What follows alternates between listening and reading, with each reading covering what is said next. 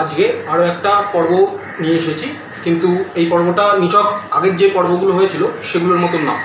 এটা একটু গম্ভীর বিষয়, কেননা বর্তমান পরিস্থিতিতে পশ্চিমবঙ্গে যে ঘটনাটা নিয়ে পশ্চিমবঙ্গ তীব্র উত্তাল, তো সেই ঘটনাকে সামনে রেখেই একটা সেশন করতে চলেছি। আর এই সেশনের যিনি অতিথি আছেন তিনি একজন চিকিৎসক, তিনি হলেন ডক্টর ইন্দুদীপা সিনহা। তিনি আজকে আমাদের সাথে আছেন। আমি তাকে আমন্ত্রণ জানাচ্ছি, একটু বাদেই তিনি এসে পড়বেন। শুরু করতে চলেছি আজকের পর্ব। ডক্টর ইন্দুদীপা সিনহাকে আমরা পেয়ে গেছি, তো তোমাকে অনেক অনেক স্বাগত। নমস্কার আমাদের আনকাট আনলক পেজে। তো দিদি, তুমি নিজে একজন চিকিৎসক এবং তুমি ঘটনাচক্রে আরজি করের একজন প্রাক্তনী। এই ঘটনাটাও প্রায় 1 মাস ধরে হয়ে চলেছে, যার এই ঘটনার প্রতিবাদ কোনো ভাষাতেই করা যাচ্ছে না। তো অনেকদিন তো হয়ে গেল, অনেক প্রতিবাদ হয়েছে। এর পরবর্তীকালে কীভাবে আরও প্রতিবাদ জানাতে চাইছো, যাতে একটা সদর্থক ফলাফল আমরা পেতে চাই? এবার ব্যাপার দেখো, মানে যেহেতু আমি আরজি করের প্রাক্তনী, সেহেতু আমার সাথে কিন্তু এই ঘটনাটার খুব একটা গভীর সম্পর্ক আছে। মানে প্রথম যেদিন ঘটে 9th আগস্ট, তো সেদিন যখন আমরা এই সমাজ মাধ্যমে বা গণমাধ্যমের মাধ্যমে জানতে পারি যে এরকম একটা ঘটনা ঘটেছে, তো সেটা সাধারণভাবে জনগণের কাছে একটা ঘটনা, মানে এরকম ঘটনা আমাদের দেশে রাজ্যে ঘটে চলে। আমরা এটাও জানি, পরিসংখ্যান দেখলে দেখা যাবে পশ্চিমবঙ্গে প্রতি 6 মিনিটে একটা মলেস্টেশন বা রেপের ঘটনা ঘটছে। কিন্তু মানে প্রথম দিন থেকেই আমরা যারা আরজি করের প্রাক্তনী, তাদের সঙ্গে কিন্তু ব্যাপারটা একেবারেই অন্যরকম। কারণ যে জায়গাগুলো বলা হচ্ছে না, এই সেমিনার রুমে বডি পাওয়া গেল, ওই সেমিনার রুমটা পরের দিন ভাঙা হলো, এগুলো তো আমাদের ঘর বাড়ি। আমরা ওখানে পড়াশোনা করেছি, MBBS পড়েছি, ওখানে কাজ করতে শিখেছি, ডাক্তার হয়েছি এবং হোস্টেলে থেকেছি। মানে 6.5-7 বছর আমাদের ওখানে, ওটা আমাদের ঘর বাড়ি ছিল। মানে কলেজ, অনেক সময় আমরা বলে থাকি এটা আমাদের সেকেন্ড হোম, কিন্তু আরজি কর মেডিকেল কলেজ আমার নিজের কাছে অন্তত ফার্স্ট হোম ছিল। তো এবার আমি তো কোথাও গিয়ে বলতে পারছি না যে এতদিন পরে এই ঘটে যাওয়া, বা আমরা কেউ এটা বলতে পারছি না যে এটা কোনো খবরের কাগজে শোনা ঘটনা, যেটা আমি সেকেন্ড হ্যান্ড এক্সপিরিয়েন্স করছি। মানে হাতরাসে হয়েছে, উন্নাওতে হয়েছে, রানাঘাটে হয়েছে, কামদুনিতে হয়েছে, কাঠুয়ায় হয়েছে, একদম মানে এই ঘটনা শুরু হওয়ার পর থেকে, মানে এই ঘটনার পরের দিন থেকেই যে পরিমাণে প্রতিবাদ হচ্ছে, প্রতিবাদ মিছিল, প্রতিবাদ সভা, গণ অবস্থান ইত্যাদি, এবং সেটা হওয়াই কাম্য। এবং আমাদের বাড়িতে হয়েছে, তো সেটা বড্ডই একটা খুবই যন্ত্রণার জায়গা। তো এবার ব্যাপারটা হচ্ছে যে আমরা তো প্রাক্তনী হিসেবে প্রতিবাদ করবই। ডাক্তাররা নিজেদের ফ্রেটার্নিটির একজনের সাথে এরকম একটা মানে এক্সাম্পলারি, মানে এর কোনো ভাষায় প্রকাশ করা যায় না, এরকম নিন্দনীয় একটা ঘটনা ঘটেছে। সাধারণ মানুষ, যাদের আলাদা করে কোনো পতাকার তলায় এসে দাঁড়াতে হয়নি, আলাদা করে কোনো মোটিভেশন দিতে হয়নি যে তিনি কেন এই প্রতিবাদের মধ্যে থাকবেন, তারা এত লক্ষ লক্ষ মানুষ, মানে লক্ষ লক্ষ হয়তো আর বলা যায় না, এখন কোটি কোটি বলা উচিত। তো এখন একটা নিজের রাজ্য ছাড়িয়ে দেশ ছাড়িয়ে আন্তর্জাতিক একেবারেই। কারণ বিদেশের অনেক জায়গায়, আমাদের রাজ্যের বাইরের অনেক জায়গায় আমরা দেখতে পাচ্ছি যে এই প্রতিবাদ মিছিল, প্রতিবাদ সভা, মানববন্ধন ইত্যাদি যে যেভাবে পাচ্ছেন সেভাবেই প্রতিবাদটা জানাচ্ছেন। আমাদের প্রতিবেশী দেশ পাকিস্তানকে আমরা যতই খাটো করি, তারাও কিন্তু পাকিস্তান মেডিকেল অ্যাসোসিয়েশনও কিন্তু এই ঘটনার তীব্র প্রতিবাদ। একদমই তাই। পাকিস্তানের সঙ্গে আমাদের হাজার ঝগড়া মারামারি থাকতে পারে অন্যান্য কারণে, কিন্তু এই কারণে তাদের মেডিকেল অ্যাসোসিয়েশন কিন্তু পরিষ্কার একটা স্ট্যান্ড নিয়েছেন। এবং ঘটনাটা তো শুধু একটি মেয়েকে অত্যাচার করা, ওই অদ্ভুতভাবে মানে অবর্ণনীয়ভাবে অত্যাচার করা এবং খুন করার নয়, তার সঙ্গে তার প্রমাণ লোপাটের যাবতীয় প্রচেষ্টা, এবং সেই সঙ্গে সঙ্গে এই সব কেন করতে হলো, কারণ অনেক দিন ধরেই 2021-22 থেকেই আমরা জানি যে আরজি করের প্রাক্তন প্রিন্সিপাল ডক্টর সন্দীপ ঘোষ, মানে তাকে আর ডাক্তার ইত্যাদি বলা উচিত হচ্ছে কিনা আমি ঠিক বুঝতে পারছি না, যাই হোক, তিনি এই সন্দীপ ঘোষ নানা রকম নেক্সাস এখানে চলছে, নানা রকম দুর্নীতি, সেটা পরীক্ষায় পাশ করা ঘটিত হোক, অর্থনৈতিক দুর্নীতি হোক, এবং এই সব ঘটে যেটা হয়েছে যে আমাদের কলেজ সম্পর্কে আমাদের যে একটা গর্বের জায়গা ছিল, যে একটা খুব অধিকার বোধের জায়গা ছিল, আমরা আস্তে আস্তে সেটা হারাতে শুরু করলাম এবং কলেজটা একদম মানে সমাজ বিরোধীদের আখড়ায় পরিণত হলো। এবং অনেক স্টুডেন্টদের থেকে, টিচারদের থেকেই জানা যায় যে এরকম চলছে এবং তার কোনো প্রতিরোধের জায়গা নেই, যেটা আজকে গিয়ে হয়তো মানে আমাদেরই একজন বন্ধুর প্রাণের বিনিময়ে আমরা একটা প্রতিবাদের জায়গা, মানে এতজন মানুষকে সাধারণ মানুষকে ইনভলভ করে এরকম একটা প্রতিবাদের জায়গায় পৌঁছতে পেরেছি। এবং এর পেছনে তো এই এত বড় একটা চক্র জড়িয়ে, সেটার সঙ্গে লড়ে যাওয়া, এবং আমরা পরিষ্কার দেখতে পাচ্ছি যে পুলিশ বা প্রশাসনের দিক থেকে খুব যে একটা সাপোর্টের জায়গা আছে তা না। শুধু তাই না, প্রমাণ লোপাট থেকে শুরু করে তারা যেরকম ব্যবহার করেছেন আজ অবধি, কিছু পুলিশ মানে বিচ্ছিন্নভাবে কিছু পুলিশ, কয়েকজন প্রশাসন আধিকারিক, এসবের কথা আমি বলছি না, সার্বিকভাবে সাধারণভাবে পুলিশ বা প্রশাসনের যে ভূমিকা সেটা খুবই নিন্দনীয়। পশ্চিমবঙ্গে 11 জন মহিলা বিধায়ক আছেন, তাদের মধ্যে 2 জন ডাক্তার, একজন এক্স আরজিকর। তারা অদ্ভুতভাবে প্রথমে বেশ কিছুদিন নীরব ছিলেন, তারপরে তাদের একজন একটা খুব অসম্মানজনক, মহিলা চিকিৎসকদের জন্য খুব অসম্মানজনক একটা স্টেটমেন্ট দিলেন যে মহিলা চিকিৎসকরা সবাই নাকি কোলে বসে পাস করতেন। এটারও নিন্দার কোনো ভাষা হয় না। মানে মহিলা হিসেবে, মানুষ হিসেবে, ডাক্তার হিসেবে, এক্স আরজিকরিয়ান হিসেবে এটার কোনো ব্যাখ্যা নেই। তিনি তারপরে সেটা উইথড্র করলেন, কিন্তু এক্স্যাক্টলি কোন স্টেটমেন্টের জন্য তিনি উইথড্র করছেন বা ক্ষমা চাইছেন সেটা তিনি কোনো মেনশন করেননি। পরবর্তীকালেও আমরা প্রশাসনের নিজেদের লোকজন, লাভলি মৈত্র বা কাঞ্চন মল্লিকের থেকেও যেসব স্টেটমেন্ট পেলাম খুব অদ্ভুত।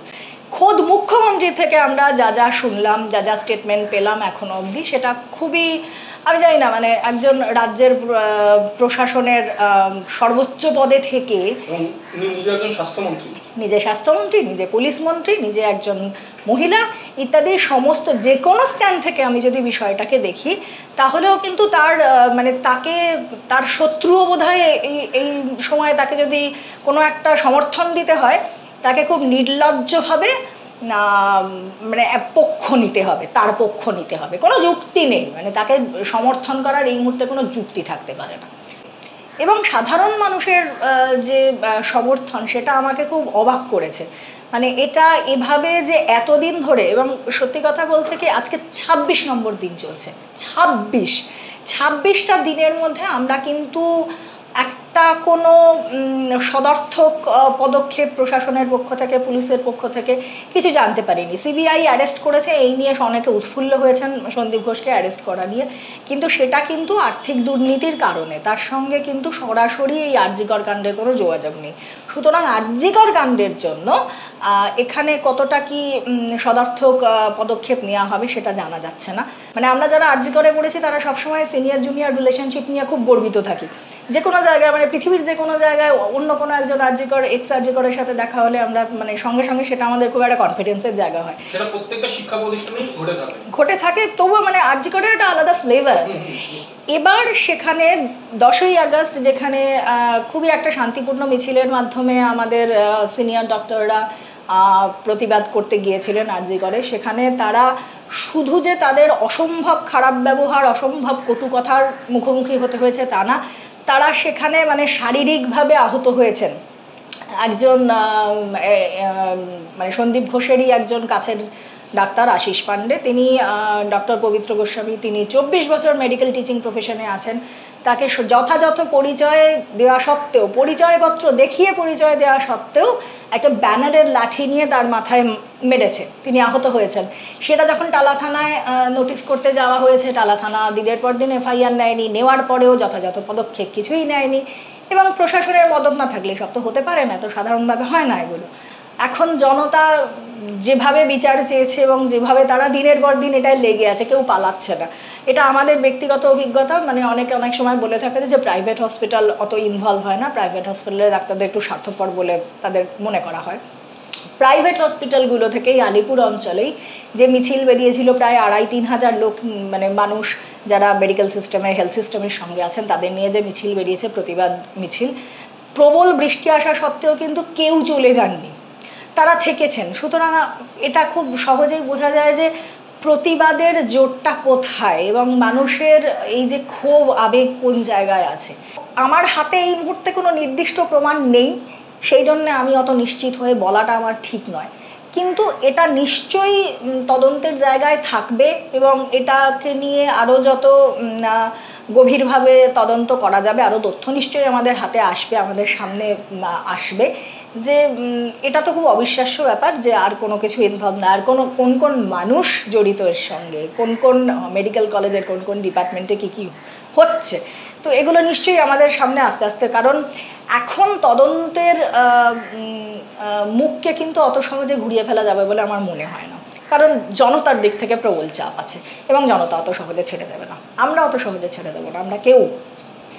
আমি ডাক্তার হিসেবে, সাধারণ মানুষ হিসেবে, একজন সাধারণ নাগরিক হিসেবে বলছি, আমরা কিন্তু এইটার একটা যথাযথ বিচার না হলে ছেড়ে দেবো না। আমরা যেভাবে পারছি প্রতিবাদ সভা, প্রতিবাদ মিছিলে অংশ নিচ্ছি, সাংস্কৃতিক প্রতিবাদের মাধ্যমে, নাচ গান, স্লোগানিং, থিয়েটারের মাধ্যমে পথে আছি, দেখা যাক কি হয়। তো এতদিনে তো এটা বোঝা গেছে যে এই যে নিন্দনীয় বা যাই হোক যে ঘটনাটাই ঘটেছে সেটা একটা অর্গানাইজড ক্রাইম। তাহলে এই অর্গানাইজড ক্রাইমটা একদিনে বা এক সপ্তাহে তো সম্ভব হয় না, তাহলে সেটা এই একজন নিষ্পাপ একটি মহিলার মৃত্যুর মাধ্যমে সেটা যে প্রকাশ পেল, সেটা আগে কেন প্রকাশ পেল না? দেখো, কেননা এটা তো একটা লম্বা দিনের ঘটনা। একদম অনেকেই যারা চিকিৎসা ক্ষেত্রের সঙ্গে যুক্ত বা অচিকিৎসক কর্মী, তারাও কিন্তু বলছে যে এটা অনেক দিনের ঘটনা, কিন্তু তারা মুখ খুলতে চাইছিল না। এই ঘটনাটার পরেই তারা মুখ খুলতে একদম মন থেকে চেয়েছে, কেন আগে খুলেনি ব্যাপারটা? আচ্ছা, কেন তুমি নিজেই মানে প্রশ্নটা শুরুতেই বললে এটা একটা অর্গানাইজড ক্রাইম, তাহলে এই যে আগে না মুখ না খোলা, এই ব্যাপারটা থেকে আমরা কিন্তু বুঝতে পারি যে এটা কতটা অর্গানাইজড। সুতরাং প্রথম কথা, খুব কোণঠাসা না হলে বা নিজের একদম গায়ে আঁচটা না লাগলে একজন মানুষ খুব অন্যের হয়ে গিয়ে প্রতিবাদ করছে, এটা তো খুব সাধারণ ঘটনা নয়। এবার চলছে অনেক দিন ধরে, মানে নিশ্চয়ই এত বড় একটা ঘটনা একদিনে এতটা আকার নিতে পারে না। এবার যতদিন একদমই তাই। এবার কথা হচ্ছে, প্রথম কথা হচ্ছে যারা যারা এর মধ্যে জড়িত অনেক বছর ধরে বা যারা সাক্ষী থেকে গেছেন, তারা কিন্তু এখন তাদের কাছ থেকে জানা যাচ্ছে যে তাদের ওপর প্রবল চাপ আছে। আমি এখনও বলছি যে যে হসপিটালের একটা ডিপার্টমেন্টের মধ্যে অন ডিউটি একজন ডাক্তারের সাথে এটা হতে পারে, তার কোনো সাক্ষী নেই বা তার চারপাশে আরও অনেকজন মানুষ অনেকগুলো তথ্য জানেন না, এটা হতে পারে না। এবং নিশ্চয়ই তাদের ওপর প্রবল পরিমাণে চাপ আছে, যে জন্য আমরা এখনও সাক্ষী হিসেবে তাদের ওভাবে সামনে দেখতে পাচ্ছি না, বা এটা তদন্তের অংশ হতে পারে, জানা নেই। যতক্ষণ না একটা পরিষ্কার তথ্য প্রশাসনিক দিক থেকে আমাদের সামনে আসছে, ততক্ষণ এই সুবিচারের ব্যাপার কে কীভাবে সাক্ষী ছিলেন সেটা জানা সম্ভব না।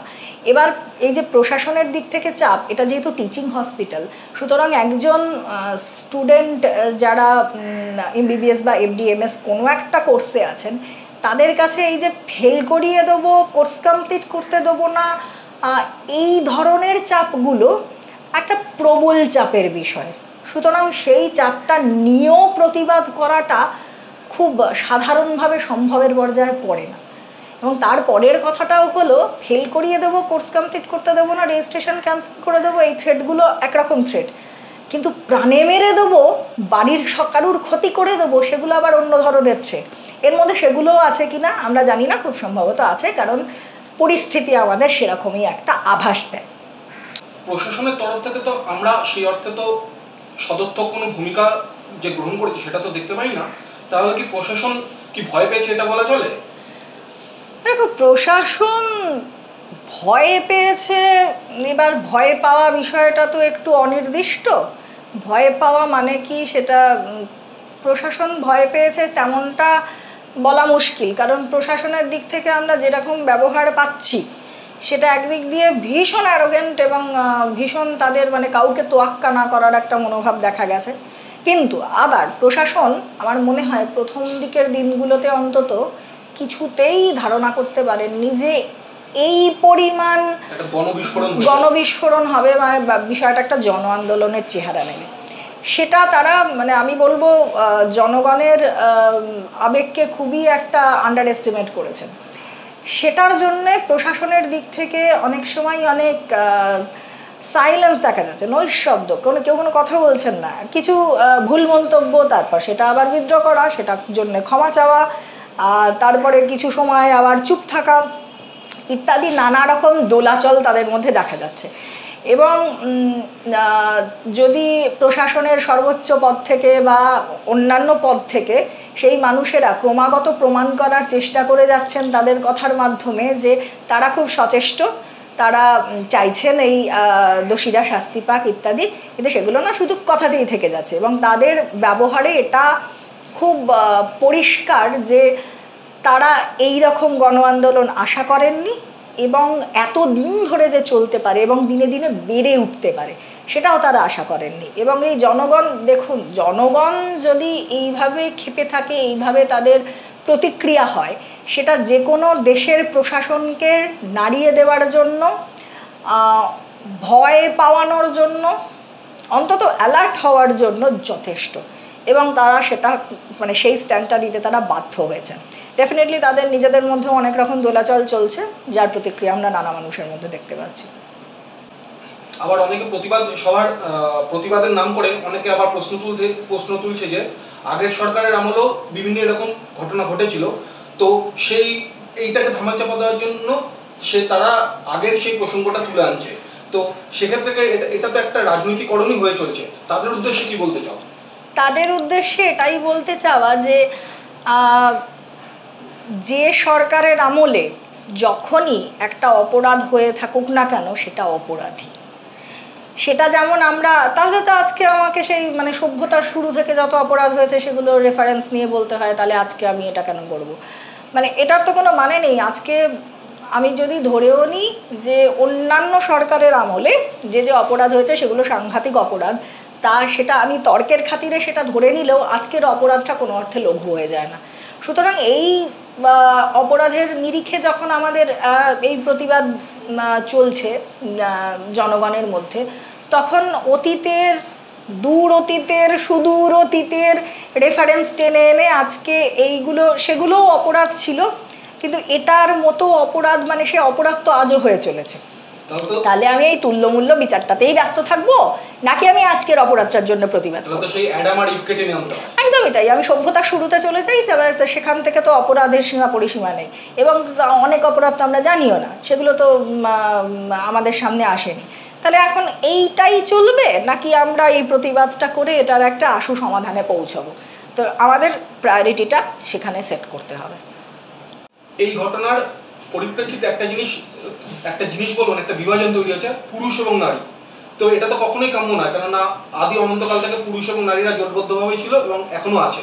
সেটার প্রত্যক্ষ উদাহরণ প্রত্যেকের নিজের বাড়িতেই দেখলে বোঝা যায়। প্রত্যেকের বাবা মা একসাথেই থাকে, প্রত্যেকের বাবা মা একসাথেই মিলেমিশে ঘর চালায়, মানে সংসার চালায়। তো সেই ক্ষেত্রে যারা এই কথা বলছে তারা কি কোনো নির্দিষ্ট উদ্দেশ্যে এই কথাটা বলছে, নাকি তাদের মানে ফ্লোতে কথাটা বেরিয়ে যাচ্ছে? এবং যারা এই কথাটা বলছে তাদের উদ্দেশ্যে তোমার কি বক্তব্য থাকবে? আচ্ছা, এইবার একটা কথা দেখো, সেটা হচ্ছে তুমি যে বললে যে সবসময় জোটবদ্ধ ছিল, সবসময় তো জোটবদ্ধ ছিল না। ওটা আমাদের একটা সোশ্যাল স্ট্রাকচার, যে জোটবদ্ধ থাকা উচিত, ওটা একটা আইডিয়াল কনসেপ্ট, আইডিয়ালি থাকা উচিত। তার মানে এই নয় যে থাকে আমাদের সোসাইটিতে, মানে এটা তো আমরা লক্ষ লক্ষ বছর ধরে দেখে এসেছি, এরকম একটা সিস্টেম চলছে। এই যে বলে বাবা মা একসাথে সংসার চালায়, সেটা কি সবসময় খুব এইরকম ব্যাপার যে বাবা মা চান একসাথে চালাতে, সেই জন্যে চালান? কোনো সবসময় কি প্রত্যেকটি সম্পর্কই পরস্পরকে ভালোবেসে, শ্রদ্ধা করে, সম্মান করে চালানো? বিষয়টা বোধহয় তেমন নয়। কারণ এর মধ্যে আমাদের এক ধরনের একটা সোশ্যাল ইনজেকশন আছে যে এইভাবে চালানো উচিত। তুমি মানে এটা বোধহয় কোনো পুরুষের পক্ষে সেভাবে বোঝা সম্ভব নয়, ঠিক একজন মহিলার পরিপ্রেক্ষিত থেকে ঠিক এক্স্যাক্টলি ওই এক্সপিরিয়েন্সটাকে ফিল করা সম্ভব নয়। অনেক লক্ষ বছরের ভার আছে। তো সুতরাং তুমি একজন ভালো মেয়ে, ভালো স্ত্রী, ভালো বান্ধবী, আর যা হয়, ভালো বোন, মানে যে সম্পর্কে একজন নারী থাকতে পারে, তার সব কিছুর ভালো হওয়ার পেছনে এক ধরনের একটা লম্বা চেকলিস্ট থাকে, এবং সেগুলো কিন্তু বেশিরভাগ ক্ষেত্রেই দেখা যায় একটা পুরুষ পরিপ্রেক্ষিত থেকে বানানো। সুতরাং একজন মেয়ে নিজে কি ইচ্ছে করে, তার নিজের কি ইচ্ছে, নিজের কি চাহিদা, নিজে সে কি চায়, এইটা বোঝার অভ্যেস তার নিজেরই নেই। আজকে আমি কথা বলছি কলকাতা শহরের একটা তথাকথিত শিক্ষিত বা সংস্কৃতি মনস্ক পরিমণ্ডলের মধ্যে বসে, তো এখানে বসেও কথাটা ওভাবে বোঝা যাবে না।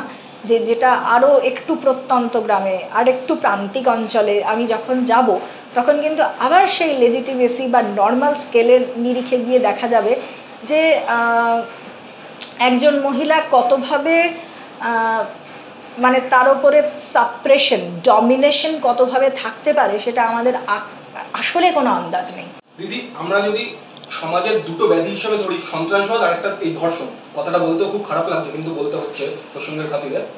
এই আমি প্রথমটাকে ছেড়ে দিলাম, এই যে ঘটনাটা ঘটলো যেটাকে আমরা কোট আনকোট ধর্ষণ বলছি, তো এইগুলো তো একটা চিন্তাধারার বহিঃপ্রকাশ। তো এগুলোকে নির্মূল করা যায় কিভাবে? কারোর ওপরও ক্ষোভ থাকলেই যে তার উপরে এরকম পৈশাচিক অত্যাচার করতে হবে তার তো কোনো মানে নেই, তাকে অন্যভাবেও তো শাস্তি দেওয়া যায়। তো এগুলোকে কিভাবে নির্মূল করা যায়? দেখো, আইনের ভাষায় বা চিকিৎসা বিজ্ঞানের ভাষায় আমরা যাকে ধর্ষণ মানে সংজ্ঞা হিসেবে ধর্ষণ আমরা যেটা বুঝি আর কি, এই অপরাধটা কিন্তু তার থেকে অনেক বেশি। এটা ঠিক শুধু ধর্ষণের মধ্যে তো থাকছে না। শুধু ধর্ষণ হলে ব্যাপার একরকম, তার একটা পরিসংখ্যান আছে ইত্যাদি, কিন্তু এই যে আমরা দিল্লির নির্ভয়া কাণ্ড থেকে শুরু করে আরও অনেকবার দেখেছি যে ধর্ষণের নামে যে কি পৈশাচিক একটা অত্যাচার চলছে। এবার তার কারণ হচ্ছে, আগে মনে করা হতো বা অনেকে এখনও মনে করেন যে ধর্ষণ মানে হচ্ছে এটা কোনো একটা সেক্সুয়াল আর্জ থেকে কিছু, কিন্তু বিষয়টা তার নয়। আমরা যে কোনো বড় বড় যুদ্ধের সময়, যে কোনো যুদ্ধের সময় হোক বা অন্য যে কোনো সময়, মহিলাদের বিরুদ্ধে যদি কোনো একটা স্টেপ নিতে হয়, মহিলাদের সোজা কথায় যদি মানে অবদমিত করে রাখা, শায়েস্তা করতে হয়, তাহলে এটা খুব কমন ব্যাপার যে এরকম একটা ধর্ষণ হচ্ছে, তাদের সেটা হাতিয়ার। এবার যেভাবে পারো অত্যাচার করো, কিন্তু এই অত্যাচারের ব্যাপারটা না দিনে দিনে বাড়ছে। এবং আজকে যদি আমরা দেখি যে এরকম একটা ভয়ানক অপরাধ করার পরেও অপরাধীকে শনাক্তকরণ করা গেল না, বা শনাক্ত করার পরেও কোট আনকোট যেটাকে আমরা বহুবার দেখে এসেছি, যেটা যে প্রমাণের অভাবে, উপযুক্ত প্রমাণের অভাবে তারা ছাড়া পেয়ে গেল, তাদের কোনো শাস্তি হলো না। শাস্তি মানে একটা উল্লেখযোগ্য শাস্তি যেটা মানুষ মনে রাখবে। এই ঘটনায় দোষী যদি শাস্তি না পায়, তাহলে কিন্তু প্রশাসনিকভাবে এটা প্রমাণ করা হবে যে এরকম অপরাধ করা যায়, এবং এরকম অপরাধ করে শাস্তি এড়িয়ে আবার এই মেনস্ট্রিম সমাজে বেঁচে থাকা যায়। একটা অফিশিয়ালি প্রশ্রয় দেওয়া হয়, অফিশিয়ালি প্রশ্রয় দেওয়া তো হয়ে যাবেই, এবং ব্যাপারটা ঠিক অফিশিয়াল আনঅফিশিয়ালের নয়। প্রশ্রয় ব্যাপারটা কি, আমি কাউকে এই ঘটনাটার পরে বলতে শুনেছি যে মেয়েটাকে যদি মারতেই হতো গুলি করে মেরে দিল না কেন, এত অত্যাচার করার কি দরকার ছিল, মানে এত ব্রুটাল হওয়ার কি দরকার ছিল। তার মানে কোথাও গিয়ে খুব সন্তর্পণে আমরা কিন্তু গ্রেটার ক্রাইম, লেসার ক্রাইম এরকম একটা বিভাজনে চলে যাচ্ছি। এবং একটা ক্রাইম কিন্তু টু সাম এক্সটেন্ট কিছুটা মানে লেভেল পর্যন্ত আমাদের কাছে নর্মাল হয়ে যাচ্ছে বা লেজিটিমেট হয়ে যাচ্ছে। ঠিক যেমনভাবে আমাদের মুখ্যমন্ত্রী কোনো ক্ষেত্রে বলেছিলেন যে এরকম ঘটনা হয়েই থাকে, এটা খুব বিচ্ছিন্ন সাধারণ ঘটনা ইত্যাদি। তো এই ছোট্ট ঘটনা, এবং এটা প্রশাসনিক দিক থেকে যতবার আমরা শুনবো বা তত কিন্তু আমাদের কাছে এটা না মানে যতটা হলে মানে কাট অফটা আমাদের কাছ থেকে কমতে থাকছে। এবং এটা আমার কাছে খুব একটা মানে ভয়ঙ্কর অভিজ্ঞতা লেগেছিল যে যখনই শুনছি মেয়েটাকে মানে তারা কিন্তু তারা এই অত্যাচার, এই পৈশাচিক অত্যাচারের তীব্রতাটা সহ্য করতে না পেরেই বলেছেন যে এত অত্যাচার করার দরকার ছিল, যদি সেরকমই শত্রুতা থাকতো মেরে ফেলার হতো, মেয়েটাকে গুলি করে মেরে ফেলা, একটা গুলি তাতেও তো মেরে ফেলা যায়, এত অত্যাচার করে মারার কি, এত কষ্ট দেওয়ার কি দরকার ছিল। তাহলে কি আমি কোথাও গিয়ে গুলি করে মেরে ফেলাটাকে আমার কম অপরাধ মনে হচ্ছে? তা একদিন তো আমি এরকম করে অপরাধের গুরুত্ব আমার মানে নিউরোলজিক্যাল সিস্টেমে, আমার কগনিটিভ সিস্টেমে অপরাধের গুরুত্ব কমতে থাকবে একদিন। আমি তাহলে আজকে যেটা আমার কাছে বিরাট অপরাধ, সেটা কিছুদিন বাদে এরকম লেজিটিমেট হতে হতে আমার কাছে তত বিরাট আর থাকবে না, আমার মধ্যে এক ধরনের রেজিস্ট্যান্স তৈরি হবে, ইমিউনিটি তৈরি হবে, আমি তখন সেই অপরাধটাকে আরো ছোট করে দেখতে শিখবো। তাহলে তো একদিন এরকম হতে পারে মাংসের দোকানে ছাগলের বদলে মানুষ ঝুলছে। হতে পারে, ইউ নেভার নো। এবার কথা হচ্ছে এইটা কিন্তু মানে জনগণের মানসিকতায় এক ধরনের একটা পরিবর্তন, মানে এটা খুব একটা বেদনাদায়ক পরিবর্তন। ঠিক যেমন করে পরিসংখ্যানের প্রত্যেকটি অ্যাবিউজ, মলেস্টেশন, রেপ আমাদের চোখের সামনে আসে না। এবং আমি আজকে দাঁড়িয়ে বলছি শুধু তিলোত্তমা নয়, আরজি করের এই মেয়েটি নয়, এর তুল্যমূল্য ঘটনা পশ্চিমবঙ্গে, ভারতে, সারা পৃথিবীতে ঘটে চলেছে, যেগুলো আমরা জানতে পারছি না, তাদের দোষীরাও শাস্তি পাচ্ছে না। তো আমাদের উচিত এই ধরনের অপরাধ যাতে নির্মূল হয় সেই চেষ্টা, শুধু একটা বিশেষ ঘটনা না, এই ধরনের অপরাধ নির্মূল করা এবং অপরাধীকে কোনো একটা ক্ষেত্রে গিয়ে আমাদের এমন একটা শাস্তির মুখোমুখি হতে হবে। আমি জানি মানবাধিকার কর্মীরা এই নিয়ে অনেক কথা বলবেন বা এই নিয়ে অনেক তর্কাতর্কি হবে বিভিন্ন মহল থেকে, বা অনেক মানুষ এর একটা মানে বিপরীত স্ট্যান্ড নেবেন, একটা বিপরীত তর্কাতর্কি ইত্যাদির হবে। কিন্তু এমন একটা কিছু সিস্টেমের আমাদের, মানে সেটা প্রশাসনিক দিক থেকে হলেই সবচেয়ে ভালো হয়, যে কারণ প্রশাসন তো সেই জন্যেই যাতে সমাজের নিয়মগুলো সুস্থির থাকে, তো সেদিক থেকে আসলেই ভালো হয় যে এমন একটা শাস্তি, এমন একটা কিছু সুনির্দিষ্ট মানে মতামত এবং শাস্তি, যাতে পরবর্তীকালে কেউ আর এই রকম অপরাধ করার কথা না ভাবে। শেষ প্রশ্ন তোমার কাছে, যারা বর্তমানে বেড়ে উঠছে বা যা বয়ঃসন্ধিকালে আছে এবং পরবর্তীকালে যৌবনে পা দেবে, এবং যারা বিভিন্ন কর্মক্ষেত্রে বিভিন্ন জায়গায় আছে, বিশেষ করে নারী এবং পুরুষ এই দুটো শ্রেণীকেই উদ্দেশ্য করে বলছি, তা তাদের উদ্দেশ্যে তুমি একজন চিকিৎসক, তুমি একজন নাট্যকর্মী এবং তুমি একজন সমাজের একটা নাগরিক হয়ে তোমার বক্তব্য কী থাকবে তাদের উদ্দেশ্যে? যারা বেড়ে উঠছেন তাদের জন্য বলি, মানে তুমি দুভাগে ভাগ করলে, মানে আমি মানুষ হিসেবে, আমি ডাক্তার হিসেবে এবং আমি নাট্যকর্মী হিসেবে, আমার বিভিন্ন জায়গায় বিভিন্ন রকমভাবে আমি এই বিষয়ে কাজ করতে পারি। ডাক্তার হিসেবে যেমন বলছি, শোনো, আমি স্টুডেন্টস হেলথ হোমের সাথে অনেক বছর ধরে কাজ করছি। সেখানে স্টুডেন্টস হেলথ হোম কিন্তু নিজেদের প্রচেষ্টায় বহুকাল ধরে একটা প্রোগ্রাম রান করে, সেটা হচ্ছে নো ইওর অ্যাডোলেসেন্স। আমি কিছুক্ষণ আগে যে বিষয়টা নিয়ে বলছিলাম, যে অ্যাডোলেসেন্স এই ক্লাস 5, 6 থেকে 10, 11, 12 এরকম একটা বয়সের ছাত্রছাত্রীদের সঙ্গে অ্যাডোলেসেন্স পিরিয়ডে তাদের শরীর বা মন যেভাবে পাল্টাচ্ছে, সেটাকে তারা কিভাবে দেখবে, কিভাবে চিনবে, এই বিষয়টা নিয়ে কিন্তু স্টুডেন্টস হেলথ হোম নিরলসভাবে কাজ করে আসে। এবং আমি মানে সেই প্রোগ্রামটার পার্ট হিসেবেই আমি শহর এবং একটু প্রান্তিক জায়গার স্কুলের স্টুডেন্টদের সাথে কাজ করছি, এবং সেটা খুব একটা ইম্পর্ট্যান্ট, মানে যে সরাসরি সম্পর্কটা, সেটা একটা খুব ইম্পর্ট্যান্ট কাজ। এবং আমি আগেও যেটা বললাম, যে বাবা মা, শিক্ষক শিক্ষিকা, এদের কিন্তু একটা মানে অত্যন্ত গুরুত্বপূর্ণ ভূমিকা আছে এই বিষয়ে। কারণ বেড়ে ওঠার সময়টা তো ছেলেমেয়েরা তাদের কাছেই থাকবে, হয় শিক্ষক শিক্ষিকা, নয়তো বাবা মা বা অন্যান্য বড়রা যারা, তাদের কিন্তু খুব সচেতন হওয়ার সময় হয়ে গেছে। না হলে আমরা এই যে মানে অপরাধকে গোড়া থেকে তুলে ফেলার কথা ভাবছি, সেটা পেরে উঠবো না কোনোদিন। মানে এমনিতেই এটা সব হাজার হাজার বছরের যুদ্ধ, কিন্তু আজ থেকে শুরু না হলে, সেই হাজার বছরও যদি আজ শুরু না হয়, আমরা এটা পেরে উঠবো না।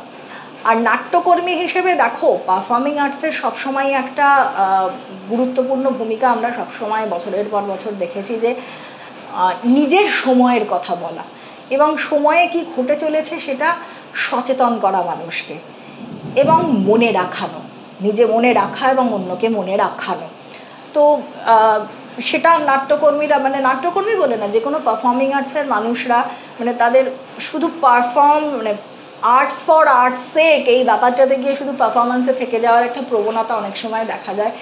আমার মনে হয় যে পারফর্মিং আর্টস, যে পারফর্মার নিজের সময় দাঁড়িয়ে নিজের সময়টাকে চিনল না, বা অন্য মানুষকে মনে রাখানোর বা চেনানোর চেষ্টা করলো না, সেই পারফর্মিং আর্টসের খুব বেশি ভ্যালু আমি অন্তত আজকে দাঁড়িয়ে আর আমার কাছে নেই আর কি। সময়টাকে অন্য মানুষকে সচেতন করা, মনে রাখানোটা খুব জরুরি। আমি পারফরম্যান্স আর্টসের একটা অন্যতম দিকও তো মানে শুধু বিনোদন না, বিনোদনের সাথে বার্তা দেওয়া। নিশ্চয়ই নিশ্চয়ই বিনোদনের দিক তো থাকবেই, কিন্তু তার সঙ্গে আমি যদি আমার সময়টাকে ভুলে গিয়ে শুধু একটা বাবলের মধ্যে থেকে যাই শুধু বিনোদনটুকুকে নিয়ে, তার আয়ু বেশিক্ষণ হবে না। মানে আজকে দাঁড়িয়ে হয়তো মনে হবে যে এন্টারটেনমেন্ট অ্যান্ড এন্টারটেনমেন্ট, কিন্তু ঘটনা হচ্ছে সেইটার আয়ু খুব বেশিক্ষণ, মানে সেটা অন্তত আমরা যে সমাজ পরিবর্তনের কথা ভাবি তাতে খুব বেশি অবদান রেখে যাবে। মানে শুধু যদি আমি এন্টারটেনমেন্টটুকুর কথা ভাবি, বিনোদন তো থাকবে, এবার সেটা ঠিকই আছে। তো আমি এক্ষেত্রে ধরো অনেকে অনেকভাবে চেষ্টা করছেন, আমি আমাদের দিকটা বলি। আমাদের একটি নিজস্ব দল আছে প্রজেক্ট প্রমিথিউস, যা এই মুহূর্তে একটি কাজ নিয়ে আমরা শহরের বিভিন্ন জায়গায় পথে প্রান্তরে কাজটা করে চলেছি। সেই প্রোডাকশনের নাম হচ্ছে পুনরুত্থান কাব্য। এটা কিন্তু লেখা হয়েছিল, মানে স্ক্রিপ্টটা তৈরি হয়েছে 2020 সালে, মানে 2019-এ হাথরাসের যে ঘটনাটা হয় সেটাও তোমার একটি দলিত মেয়েকে এরকম গ্যাংরেপড এবং মার্ডার্ড হয়েছিল হাথরাসে। তারপরেও সেই প্রমাণাভাবে কেউ দোষী শাস্তি পায় না, এবং মেয়েটি শিব দ্বারা ভাঙা ছিল, জিভ কাটা ছিল, এরকম মানে একটা পৈশাচিক অত্যাচারের ব্যাপার। তারপরে অনিতা অগ্নিহোত্রীর একটি প্রবন্ধ পুনরুত্থান কাব্য নামেরই, সেটা নিয়ে আমরা প্রথম, মানে সেই লেখাটা আমাদের খুব নাড়ায়, তো সেটা নিয়ে আমি প্রথম কাজ করতে শুরু করি। তারপর যে মেয়েরা কাজ করেছে, অভিনয় করেছে, তারা এবং আরও অনেকের সাথে ওয়ার্কশপ করে তাদের দৈনন্দিন জীবনের অভিজ্ঞতা ইত্যাদি এই সমস্ত কিছু নিয়ে, এবং রোজা লুক্সেমবার্গ তার একটা লেখা, এই সমস্ত কিছু নিয়ে আমরা একটা কাজ বানাই। কিন্তু অদ্ভুত ব্যাপার হচ্ছে সেই 2020-তে যেটাকে অত্যন্ত প্রাসঙ্গিক এই সময়ের কথা বলে মনে হয়েছিল, আজকে 2024-এ দাঁড়িয়েও না ব্যাপারটা মানে সেই স্ট্যান্ডটা একই রকম থেকে গেল। আমরা সোশ্যালি কিছু সলভ করতে পারিনি এর মধ্যে, এখনও পারিনি, যে সেটা আজকে দাঁড়িয়েও মনে হচ্ছে এটা তো আজকের কথা, এটা অত্যন্ত প্রাসঙ্গিক, এটা আজকে আমাকে দিকে দিকে বহু মানুষকে এই পারফরমেন্সটার মধ্যে দিয়ে এই কথাগুলো আমাকে বলে ফেলতেই হবে আজকে। মানে এটা আমাকে ঘুমোতে দিচ্ছে না, খেতে দিচ্ছে না, এই কথাগুলো আমাকে জানাতেই হবে। একজন মানুষ, একজন চিকিৎসক আমাদের, মানে তার এই পৈশাচিক মৃত্যুটা আমাদের এই যে একটা অদ্ভুত আবেগ তৈরি করে দিয়ে গেল, সেইটা মানে তার মাধ্যমে তো আসলে আমরা অ্যাড্রেস করছি আরও বড় একটা বিগার ক্রাইম সিনকে।